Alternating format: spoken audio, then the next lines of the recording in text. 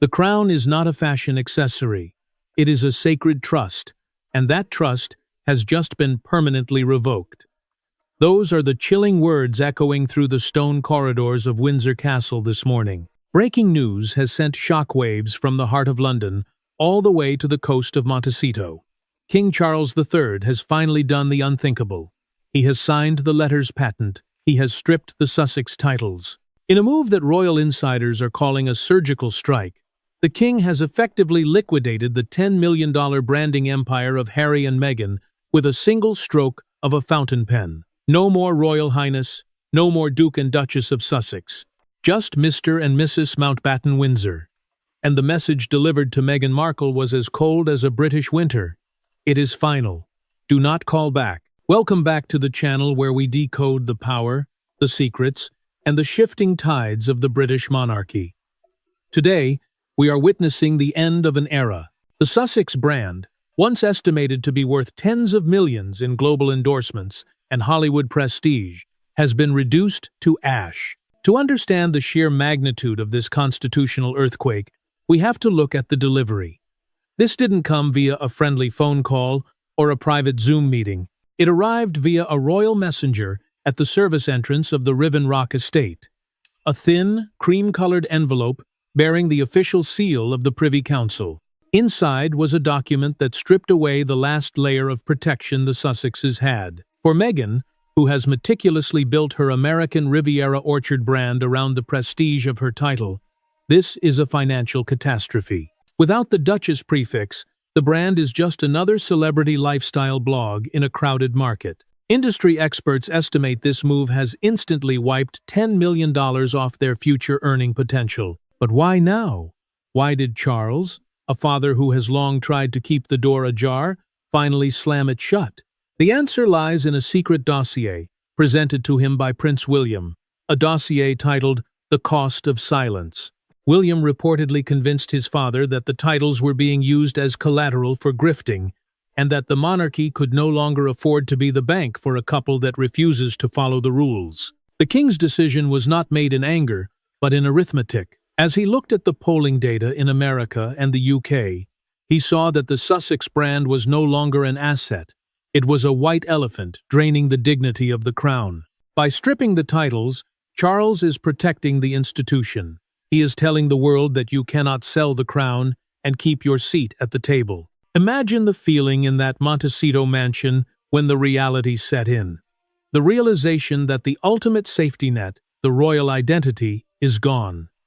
This isn't just about a name on a piece of paper. This is about the loss of status, the loss of security, and the finality of an exile that Harry never truly believed would happen. The Bank of Dad is closed.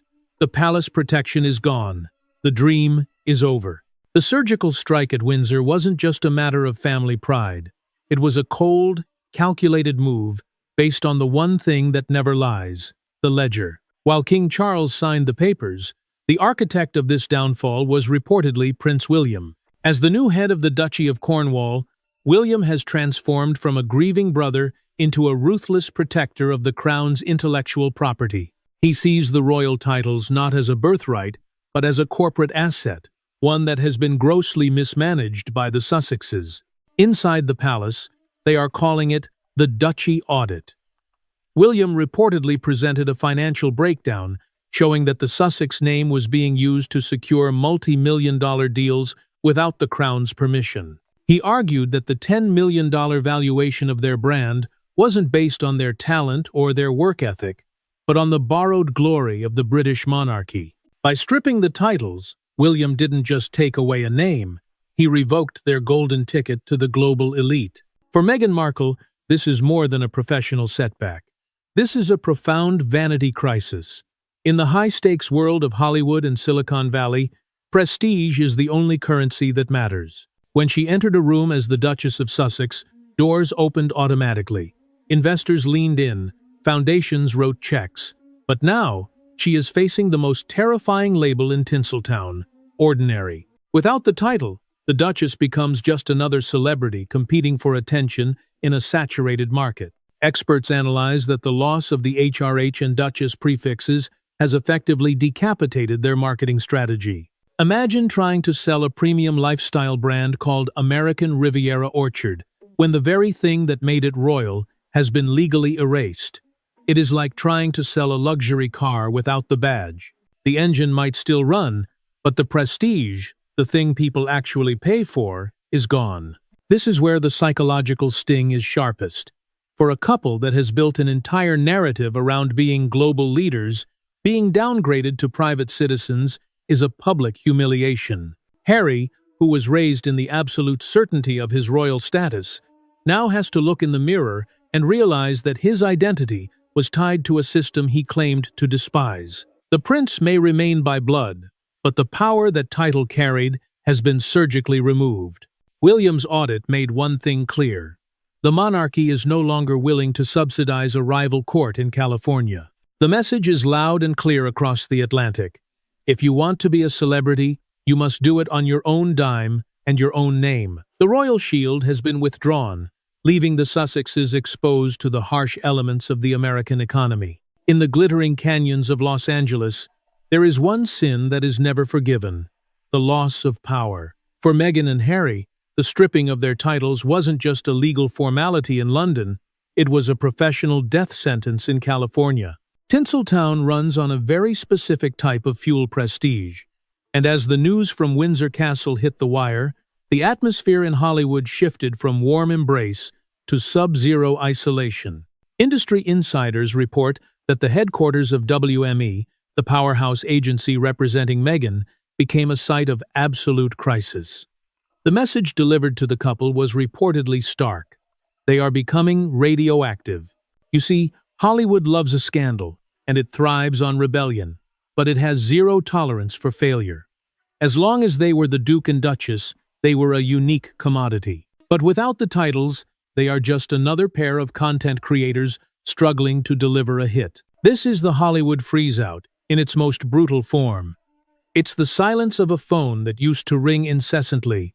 It's the unreturned emails from A-list directors and tech moguls. The social isolation is now visible at the most exclusive corners of the city, like the San Vicente Bungalows, a private club where the world's most powerful people make deals in hushed tones. Harry and Meghan, once the guests of honor, are now reportedly the people others avoid eye contact with. Why is the A-list running away? Because in a town where image is currency, debt and failure are contagious diseases. No one wants to be the next friend asked for a bridge loan. No one wants to be associated with a brand that has been publicly disowned by a 1,000-year-old institution. The grifter label, famously coined by top executives, has hardened into a professional verdict. It has stripped away the last layers of varnish from the Sussex brand, revealing what many in the industry now call an entitled duo living beyond their means on borrowed glory. This social death is perhaps even more painful than the financial one. For Meghan, who meticulously cultivated a circle of powerful friends and mentors, seeing those invitations to the Oscars, the Met Gala, and exclusive summits dry up is a crushing blow to her identity. It reveals the transactional nature of high society friendships.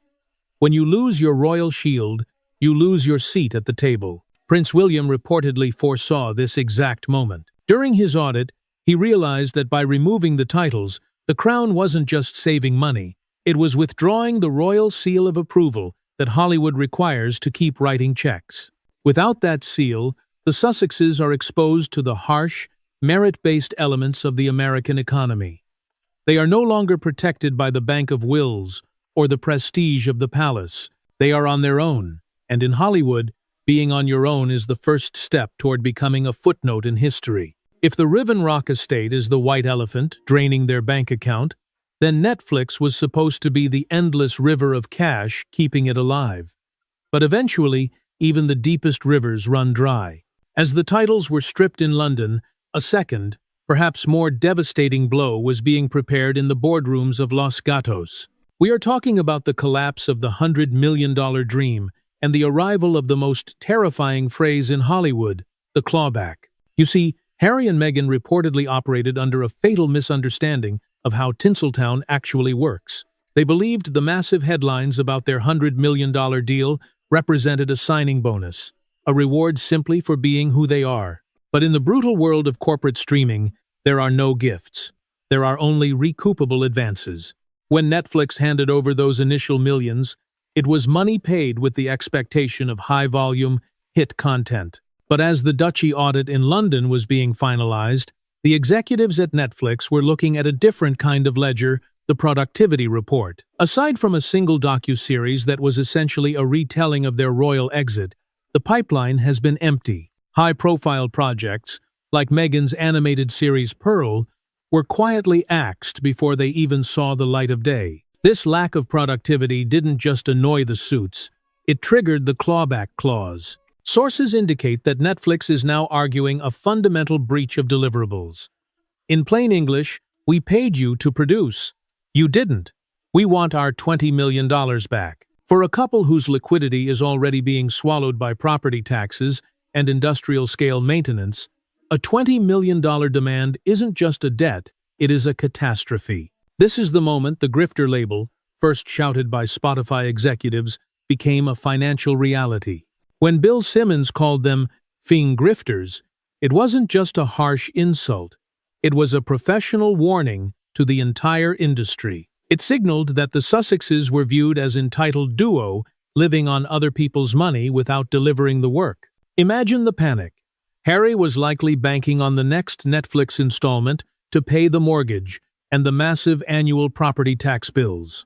Now, instead of a check, he is facing a potential lawsuit.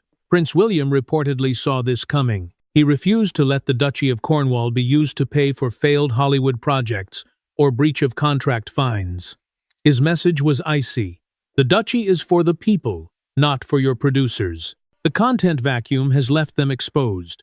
Without the royal label to sell, they have nothing left to offer the streamers. They are fighting a war on two fronts: a king who has stripped their status, and a media giant that wants its money back. The dream of being global content creators has vanished, leaving behind only the cold, hard math of a failing business. For any public figure, safety is a priority.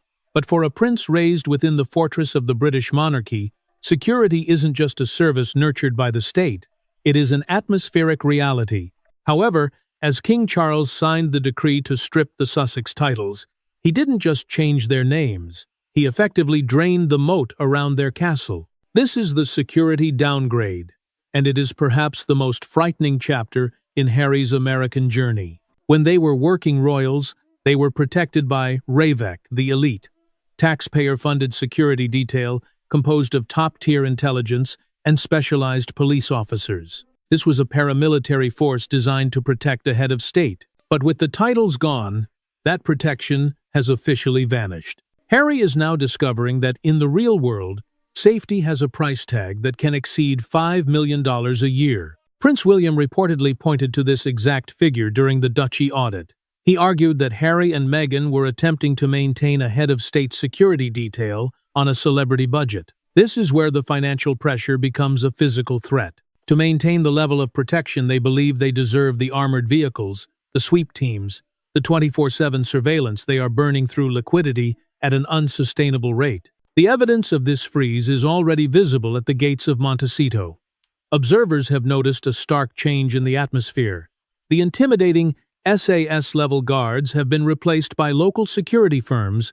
While competent, these firms lack the intelligence sharing and diplomatic immunity that came with the royal shield. William's message to his brother was cold and clear. If you are no longer a royal highness, you are no longer a high-priority target for the British state. You are a private citizen, and private citizens pay for their own bodyguards. But the vanishing circle isn't just about men with earpieces. It's about the people inside the perimeter. As the titles were stripped, the Sussexes' inner circle began to evaporate. Hollywood friendships are notoriously transactional. In the hills of Montecito, people don't just want friends, they want access. When you lose your royal title, you lose the ability to grant that access. We are seeing a silent exodus of the A-list mentors and spiritual guides who once flocked to the couple. Why? Because being associated with the Sussexes has become high maintenance. No one wants to deal with the security protocols, the NDAs, and the looming threat of being caught in the crossfire of a royal feud, especially when there is no longer a duchess or a prince to offer prestige in return. Imagine the psychological toll. Every time a friend stops calling, every time a security guard is replaced by a cheaper alternative, the reality of their independence sinks in. Harry is no longer protected by the institution. He is exposed to the world he claimed to want, only to find it colder and more expensive than he ever imagined. The Bank of Wills is closed, the palace guards have gone home, and the Sussexes are finally, truly, on their own. As the royal titles were officially erased from the ledger in London, a different kind of erasure began in the hills of Montecito. For years, the $14 million Riven Rock estate was marketed as the ultimate symbol of Harry and Meghan's independence, their freedom flight destination. But today, that symbol has become a gilded cage. With the security downgraded and the Netflix checks frozen, the math of maintaining a 19-bathroom mansion has become impossible. The dream is being liquidated, and it's happening in the shadows. Real estate insiders in Santa Barbara are now whispering about a pocket listing. In the high-stakes world of luxury property, a pocket listing is the ultimate distress flare. It means the house is being shopped off-market, away from the prying eyes of the public and the cameras of the paparazzi. Why? Because a standard for sale sign on the lawn of the Sussexes would be a global admission of total defeat. It would prove that the financial independence narrative was a hollow shell. Prince William reportedly saw this endgame long ago. During his audit of the family's assets, he identified the Riven Rock estate, not as a home, but as a white elephant, a property so expensive to maintain that it devours its owner's wealth. From the industrial-scale water bills needed to keep the English-style gardens green in a drought-prone state, to the staggering annual property taxes, the house was never an investment. It was a trap. The tragedy of the secret liquidation is that the A-list neighbors in Montecito, the Oprahs and the Ellens, are reportedly staying far away from the deal. In a town where image is everything, buying a distressed asset from a fallen royal couple is viewed as bad luck. The mansion is now being quietly shopped to faceless foreign investors and overseas syndicates buyers who have liquid cash and zero interest in Hollywood gossip. Imagine the scene behind those high gates. The moving trucks are no longer bringing in designer furniture or high-end decor. Intelligence reports suggest they are coming to take things away. This is the quiet, agonizing reality of downsizing. For a couple that wanted to be the rival court to the British monarchy, moving into a smaller, more affordable property is a crushing blow to their brand and their ego. William's final directive was cold, but necessary: sell the house. He knew that as long as they clung to the mansion, they would remain enslaved to a mortgage they couldn't afford and a lifestyle they couldn't sustain. By forcing the sale, the Crown is stripping away the last vestige of their royal facade. The keys are being handed over, the dream is being packed into boxes, and the Sussexes are discovering that without the Crown's backing, even the most beautiful mansion is just an expensive pile of bricks.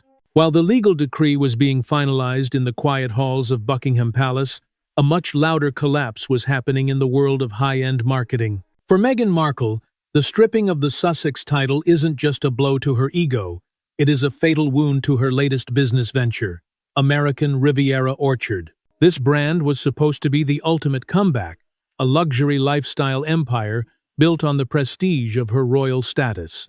But without the Duchess prefix, the house of cards is falling. Industry branding experts are calling this the royal branding rejection. You see, in the world of luxury goods, the story is more important than the product. When Meghan launched her brand with a limited run of strawberry jam, it wasn't the jam people were looking at. It was the crown on the label. But as King Charles delivered his final no, that crown was legally erased. Retail giants like Neiman Marcus and Harrods, who were reportedly being courted for distribution, have suddenly gone silent. Why? Because without the official royal connection, a jar of jam is just a jar of jam, and a celebrity blog is just a celebrity blog. Prince William reportedly argued that using royal titles to sell household goods was a vulgarization of the institution. During his audit, he categorized the Sussex titles as intellectual property belonging to the state, not personal assets to be exploited for profit. By stripping the titles, he effectively revoked their license to use the monarchy as a marketing tool. The message to the corporate world was clear.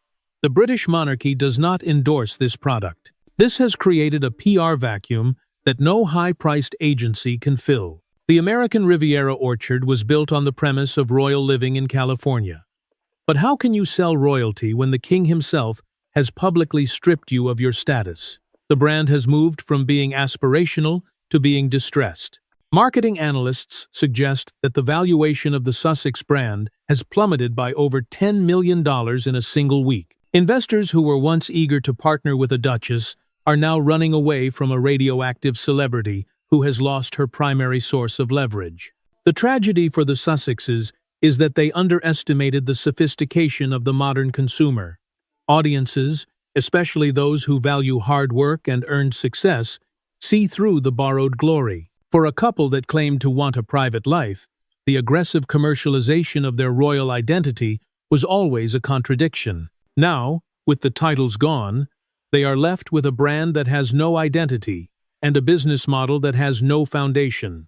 The Bank of Wills has closed the vault, the king has taken back the keys, and the Sussexes are discovering that in the real world, you cannot sell what you no longer own. While the world was distracted by the names being erased from the royal website, the real war was being fought behind the reinforced steel doors of the royal vault. You see, in the British monarchy, titles are the public-facing currency, but the private inheritance is the true source of power. And as King Charles signed the decree to strip the Sussex titles, he simultaneously hit a financial kill switch that Harry never saw coming. This is the shadow of the secret will, and for the Duke of Nothing, the inheritance wall has finally been hit. To understand the sheer magnitude of this financial collapse, we must look at the late Queen Elizabeth's private will, a document currently sealed in a safe for the next 90 years. Harry reportedly believed that his grandmother had left him a buffer, a secret trust fund designed to protect him from the very austerity King Charles is now enforcing.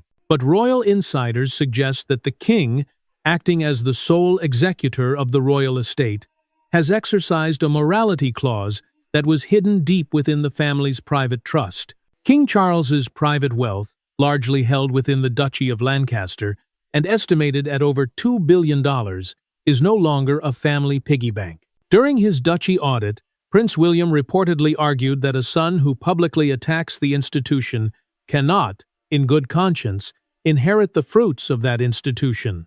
The message delivered through the king's lawyers was chillingly professional. The Bank of Dad is not just closed, it has been liquidated. Harry is finding out that the inheritance he banked his American dream on was conditional on one thing: loyalty. This is where the financial accountability becomes a terrifying reality.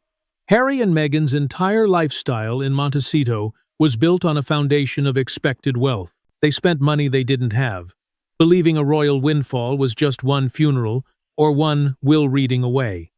But Charles has changed the rules of the game. He has tied the private inheritance to the public title.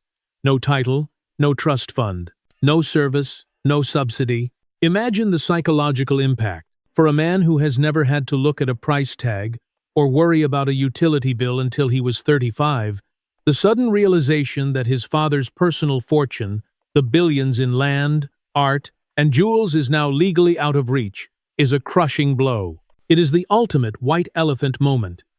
They have the expensive tastes of a king, but the bank account of a struggling Hollywood producer.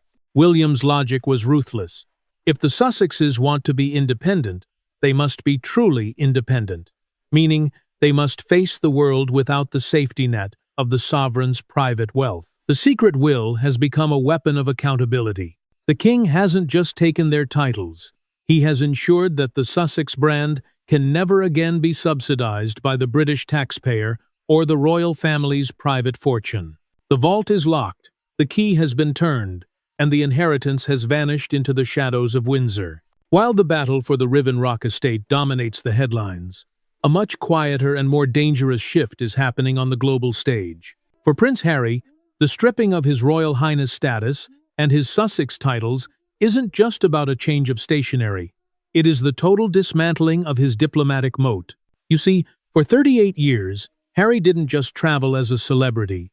He traveled as a representative of the British state. protected by a layer of international law and diplomatic immunity that the average person cannot even imagine. But as King Charles signed those letters patent, he effectively cancelled Harry's global VIP pass. Inside the corridors of the Home Office and the State Department, the conversation has changed.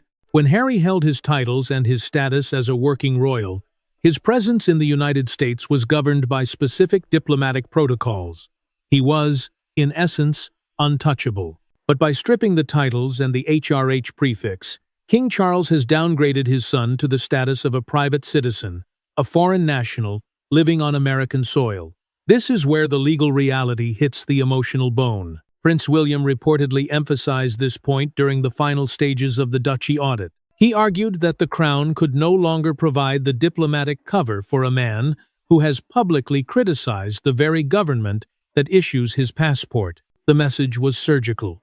If you are not a working member of the family, you are no longer entitled to the sovereign immunity that protects the monarchy's interests abroad. This leaves Harry in a precarious position regarding his visa status and his long-term residency in the United States. Without the royal shield, he is subject to the same scrutiny, the same paperwork, and the same potential legal challenges as any other immigrant. This loss of status extends to every airport lounge, every international summit, and every high-level meeting. The red carpet treatment that Harry took for granted since birth has been replaced by the standard queue. He is finding that in the world of global power, people don't just bow to the man, they bow to the office. Without the office of the Duke of Sussex, the man is just another wealthy expatriate. The security details provided by host nations, the police escorts through traffic, and the high-level intelligence briefings, all of it has vanished. For Meghan, this international exile is a blow to her global leader persona.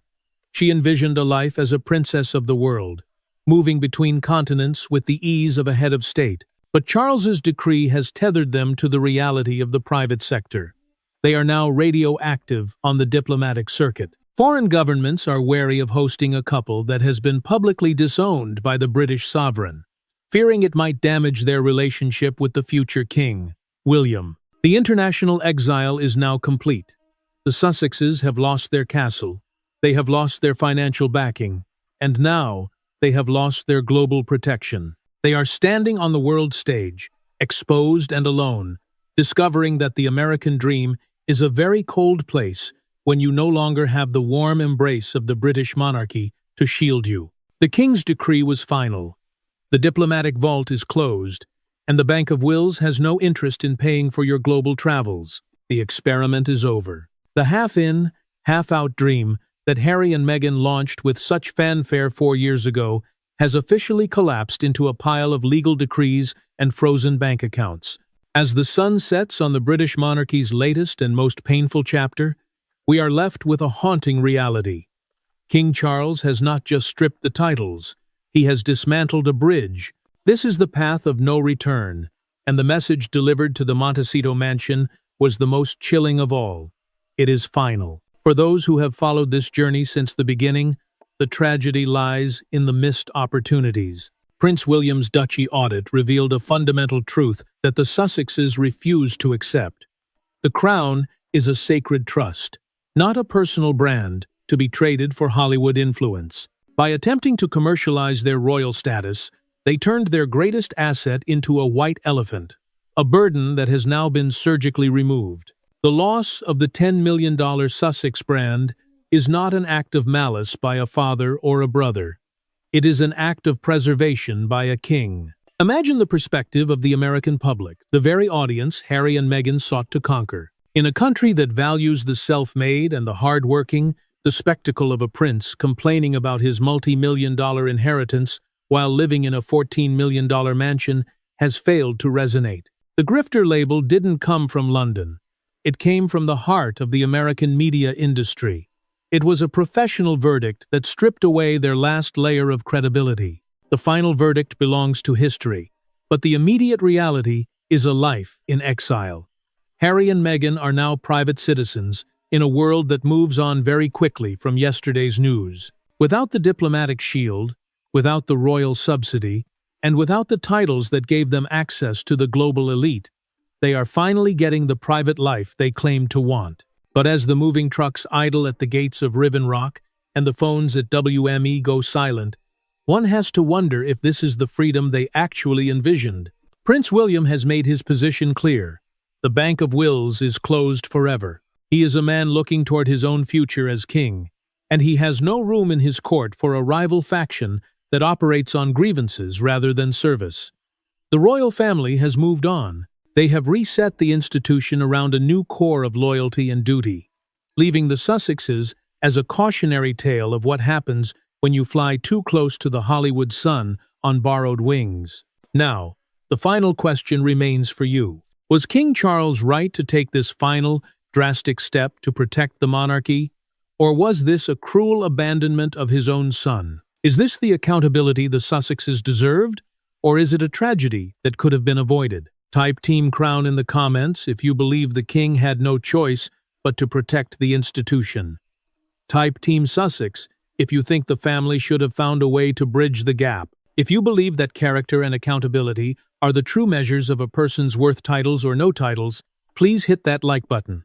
It helps us continue to bring you these deep dive analyses, and make sure to subscribe to stay informed as we watch where the moving trucks finally go. The royal dream in America is over.